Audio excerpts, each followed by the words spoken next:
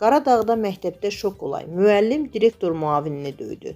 Bakının Qaradağ rayonunda yerləşən Azər Namazov adına 180 nömrəli tam orta məktəbdə ciddi insident baş verib. Hadisə dərs prosesi zamanı qeydə alınıb və məktəb kollektivində böyük gərginliyə səbəb olub.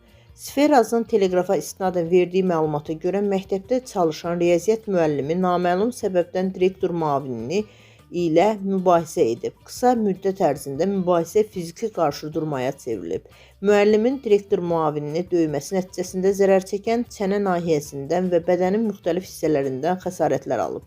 Hadisə zamanı məktəbdə olan digər müəllimlər və şagirdlər dərhal müdaxilə edərək tərəfləri ayırıblar və gərginliyi sakitləşdiriblər. Baş verən insident məktəb mühitində böyük təşviş yaradıb. Şagirdlərin psixoloji vəziyyətinə də təsirsiz ötüşməyib.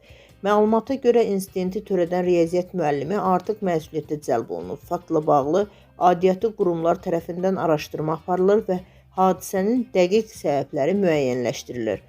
Araşdırmanın nəticələrinə uyğun olaraq müvafiq hüquqi tədbirlərin görüləcəyi bildirilir.